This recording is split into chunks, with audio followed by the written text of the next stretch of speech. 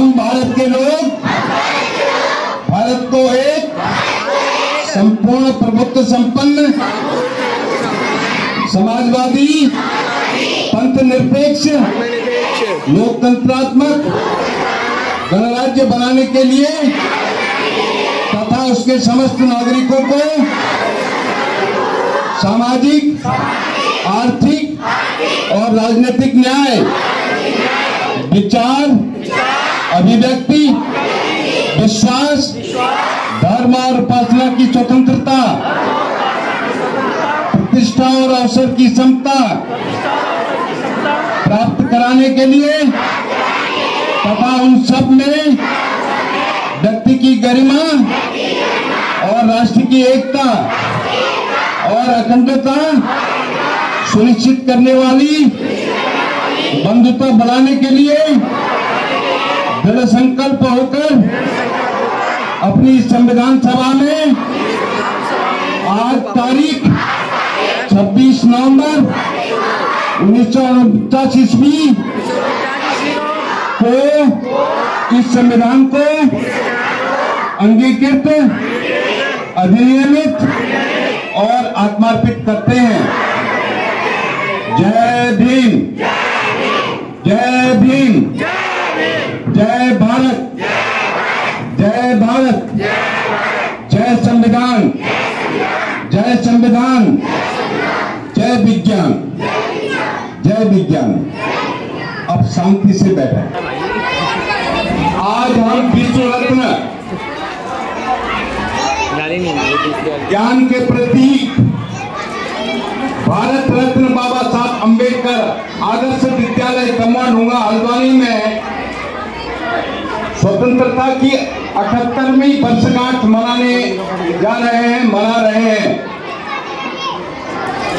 और हमारे बीच में हल्द्वानी क्षेत्र के संभ्रांत उत्तरदायी समाज के प्रति समर्पित लोगों का हम यहाँ पर हार्दिक स्वागत और अभिनंदन करते हैं पूरे विद्यालय परिवार की ओर से।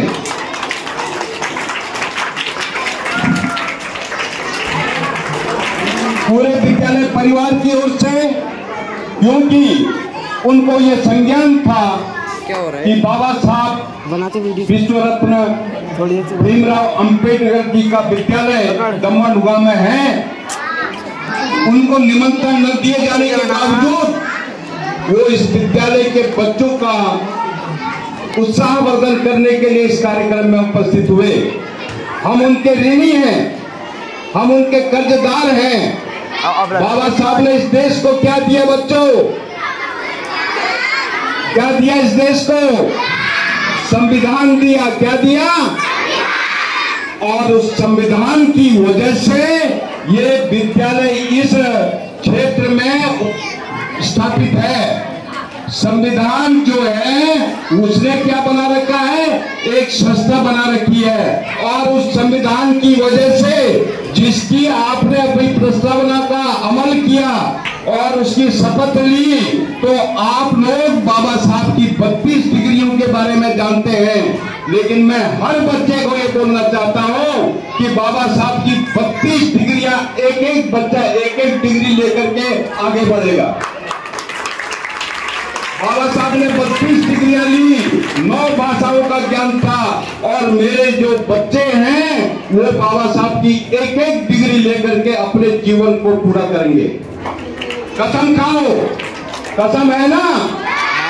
हाँ, बाबा साहब ने अलग अलग क्षेत्रों में ली डिग्री, लेकिन आपने एक एक डिग्री उनकी हासिल करनी है।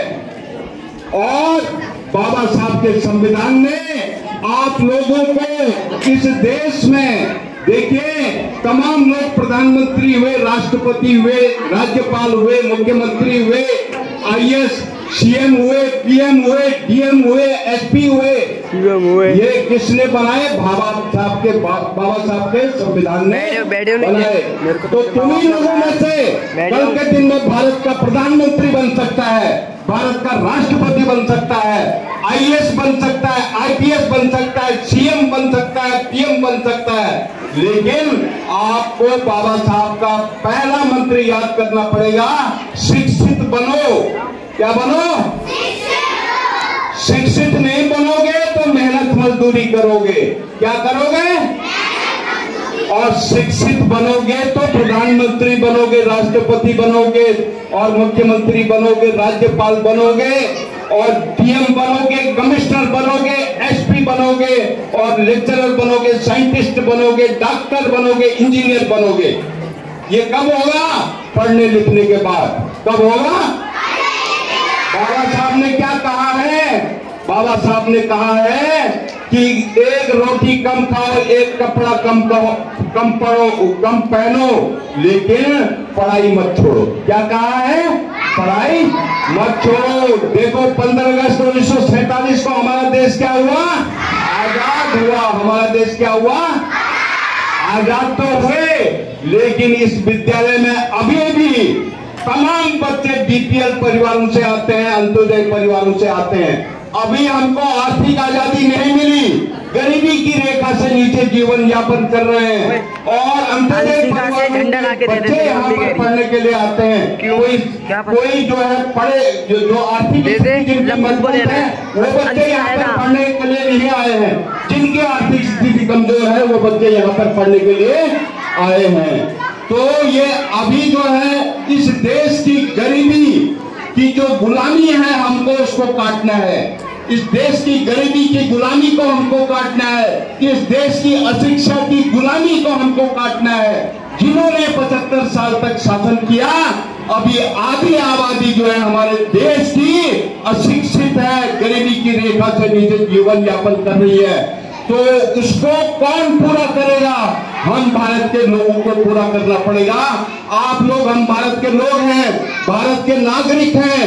आप लोग अगर पढ़ेंगे लिखेंगे, अपने अधिकारों के बारे में जानेंगे, संविधान की जानकारी रखेंगे, तो निश्चित रूप से इस देश से आर्थिक गुलामी और शिक्षा की अशिक्षा की गुलामी दूर की जा सकती है।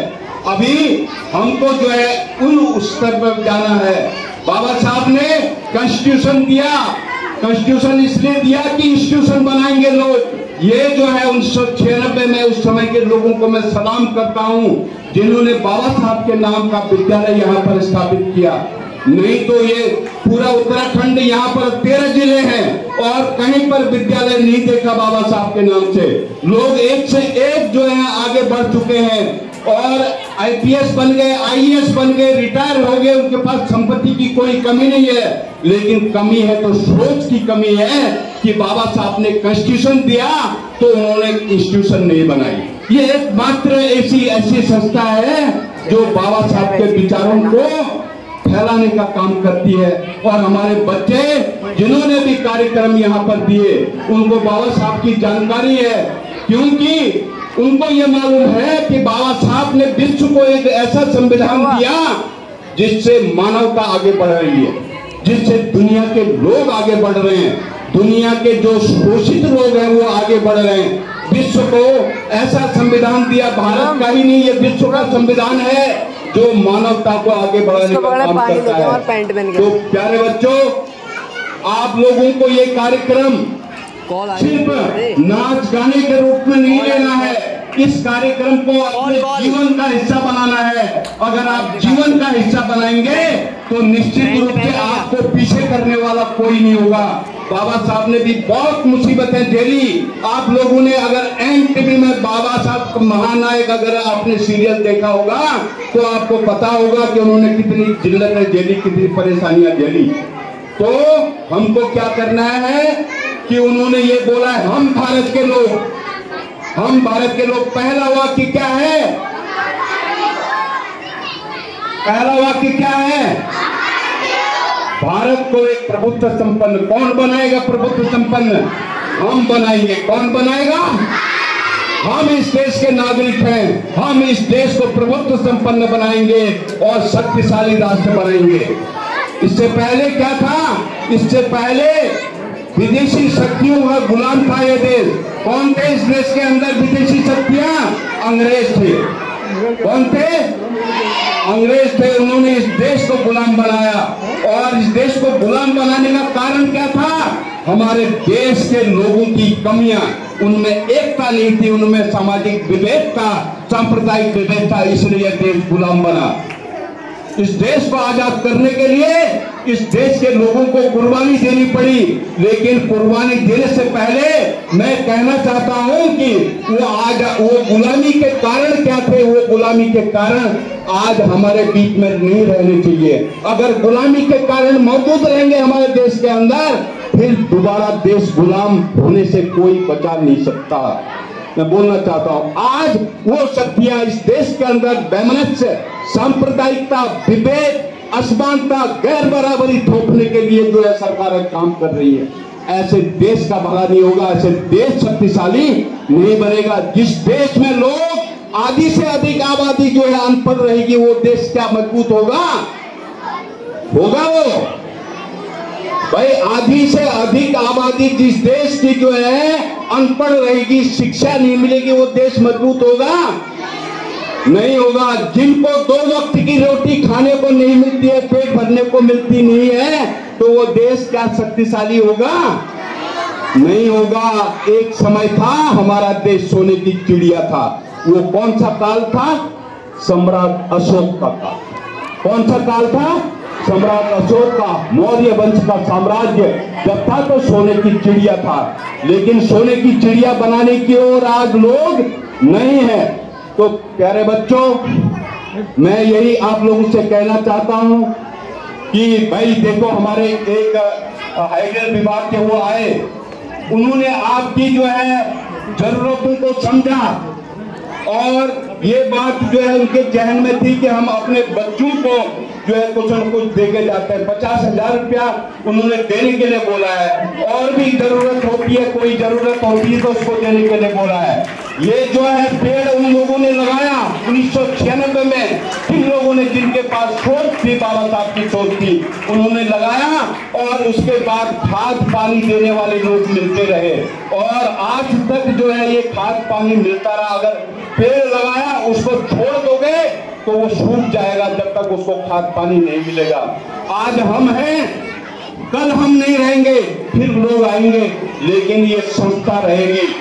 कितनी पीढ़ियां आती हैं, कितनी जाती हैं, लेकिन संस्थाएं हमेशा जिंदा रहती है और बाबा साहब के नाम की संस्था है, इसलिए इसको जिंदा रखना है। तो मैं इन्हीं मतलब आप सब लोगों ने आकर के ये विद्यालय का गौरव बढ़ाया, सम्मान बढ़ाया और भाई इस ऐसे राष्ट्रीय कार्यक्रम में निमंत्रण नहीं भेजे जाते हैं और आप लोग आए, आप लोगों का मैं तहे दिल से स्वागत करता हूं, अभिनंदन करता हूं और मैं चाहूंगा कि भाई विद्यालय के सर्वांगीण विकास में अभी बेरी साहब ने मुख्य कार्यकारी हमारे संचालक हैं, संचालक सदस्य हैं, उन्होंने बोला कि भाई ये विद्यालय में हाई स्कूल की मान्यता लेने के लिए तो जो उन्होंने निर्धारित मानक हैं उन मानकों को तय किया, तो उन मानकों के पीछे हम लगे हैं। हमने कार्यालय बना दिया एक और गार्ड का रूम अलग से बना दिया, प्रिंसिपल का रूम अलग से बना दिया, हमारा सभा कक्ष अलग से बन गया। अभी विज्ञान की प्रयोगशाला यहाँ पर बननी है, पुस्तकालय बनना है, वाचनालय बनना है और क्या कहते हैं, ये तमाम चीजें जो खेल का मैदान है, अभी टॉयलेट बाथरूम है, तो ये मानक के अंदर आता है। सीधे हवा में जो है मान्यता नहीं मिलती, क्योंकि मैं इसी विभाग में नौकरी किया हुआ व्यक्ति हूँ। जब ऊपर से मान्यता के लिए कोई एप्लीकेशन देते थे, लोग ऊपर से आदेश होते थे, तो मुझे भेजा जाता था कि देखो मानक पूरे हैं कि नहीं, तो मैं मानकों को देखता था। तो इस विद्यालय में मैं मानक, भाई इस विद्यालय में बरामदा नहीं था। आज अगर हम 15 अगस्त मनाते 26 जनवरी, तो भाई इधर टेंट लगाना पड़ता ना। अभी जो है हम बैठ गए इसमें, तो भाई ये हमने विधायक निधि से लिया, ये विधायक निधि से लेकर के ये बरामदा तैयार हुआ।